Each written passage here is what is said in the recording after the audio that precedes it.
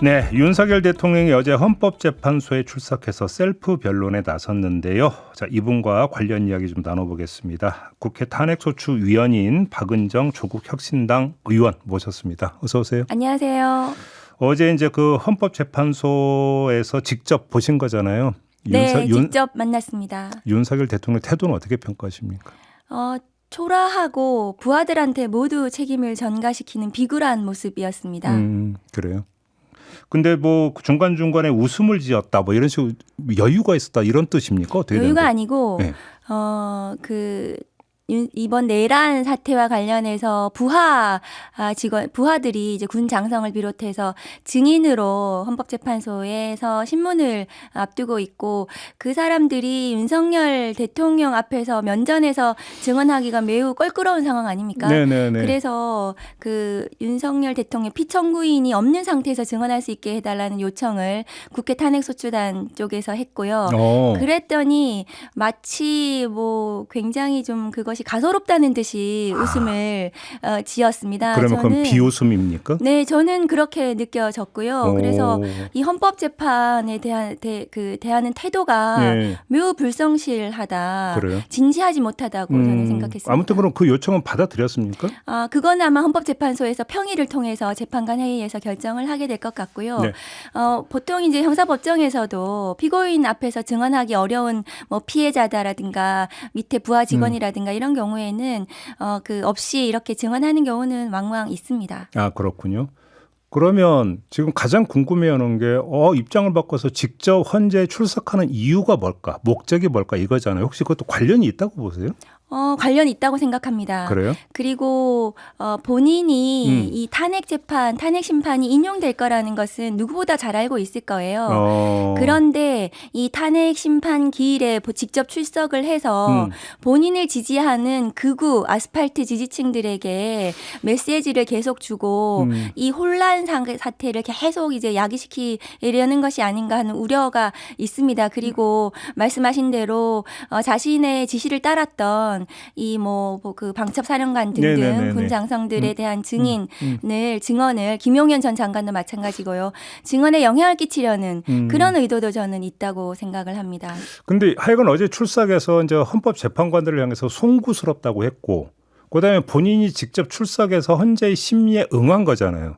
그러면 이거를 좋게 해석을 하면 헌법재판소의 결정을 승복하지 않을 수 없다. 이렇게도 연결을 지어도 되는 거겠죠. 네, 당연히 본인이 뭐 재판을 그렇게 열심히 출석을 해서 적극적으로 주장을 했다면 승복을 해야 되는 것은 맞는데요. 맞는데 저는 승복할지 모르겠습니다. 그리고 그 출석을 한 이유가 헌법재판에 대한 어쨌든 뭐 성실한 재판에 대한 뭐 태도라기보다는 자기의 지지층들에 대한 메시지가 오히려 더 주된 이유가 아니었을까 싶고요. 그리고 어제 사실은 국민들 앞에 처음으로 이제 나온 거잖아요. 체포 구속 이후에 어떤 사과의 한마디 말도 없이 본인이 그 비상계엄 사태로 인해서 뭐 국회에서 무장 군인이 침투한 거라든가 선관위에 권총을 찬 군인들이 선관위 직원들한테 핸드폰을 뺏는 이런 장면들이 영상으로 다 나왔어요. 예, 맞아요. 그런 장면을 보고도 어떤 반성하는 기색이 전혀 없었거든요. 네. 그 헌재 출석한 후에 병원을 갔잖아요. 국군 서울지구 병원을 갔는데 이건 어떻게 평가를 하십니까? 아니 병원을 뭐 외부 진료는 받을 수는 있는데 보도를 보니까 미리 뭐 검진 예약이 되어 있었다고 하긴 하더라고요. 근데 공수처 지금 검사와 수사관들이 조사를 하기 위해서 그 서울구치소에 가 있던 상황 아니었습니까? 그럼 법무부 교정당국에서는 그런 부분들을 조정을 해서 조사를 받게 하고 뭐 검진은 나중에 하든지 해야 되는 건데 공수처 조사를 피해가지고 저는 갔다는 느낌이 들었거든요. 어제 뭐 급한 상황도 아니었고요. 안과 진료했다고 네, 그렇습니다. 그래요? 매우 뭐 보기가 안 좋았죠. 네. 공수처 조사를 피하기 위한 것이다 이렇게 보시는 거죠? 네, 저는 그렇게 보여졌습니다. 알겠습니다. 어제 변론 과정에서 이제 몇 가지 이제 주장을 했습니다. 첫째, 그 부정선거 관련해서는 중앙선관위 이야기가 나왔습니다. 팩트 체크 차원이었다 이렇게 주장했는데 이건 어떻게 평가하십니까? 아니 그 선거 시스템 뭐 그 부정선거 관련 팩트 체크를 하기 위해서 계엄군을 국회에 침투를 시키고 선관위에 무장군인을 보낸다는 게 말이 됩니까? 네. 그거 자체로 비상계엄이 위헌이었다는 자백이에요. 네. 비상계엄은 전시 또는 사변이 준하는 사태가 있어야지 계엄을 선포할 수 있습니다. 본인도 더 잘할 거예요. 헌법과 계엄법에 있기 때문에. 그러면 선관위 시스템 점검, 선거에 대한 점검을 위해서 비상계엄을 선포했다는 건데 그거 자체로 뭐 탄핵 사유죠. 근데 그러니까 저 팩트 체크라고 치더라도 이 세상에서 팩트 체크를 가장 잘할 수 있는 집단은 수사권을 갖고 있는 검찰이고 그다음에 법원 아닙니까? 네, 그렇습니다. 거기서 이미 팩트 체크가 된 거 아닌가요? 됐고 선관위에 대한 강제 수사가 그동안 계속 이루어졌고요. 네. 그리고 감사원에서도 들여다보고 국정원에서도 점검을 했습니다. 예. 그 본인이 대통령 권력을 가지고 있으면서 그런 권력기관들, 사정기관들을 다 동원해서 들여다봤음에도 불구하고 무엇을 더 점검하기 위해서 이 계엄을 선포했는지 앞뒤가 안 맞는 말들이죠. 국회하고 언론이 갑이라고 또 발언을 했던데 이거 어떻게 받아들이셨어요? 그건 자기 맘대로 안 됐다 이런 얘기죠. 예. 그냥 검찰총장 뭐 어떤 일개 검사가 피해자들을 대할 때 자기 말 안 듣고 제대로 뭔가 이렇게 그 결과 안 내고 그랬기 때문에 뭐 맘대로 안 됐다는 그런 얘기지 국회를 상대로 2년 내내 싸웠어요.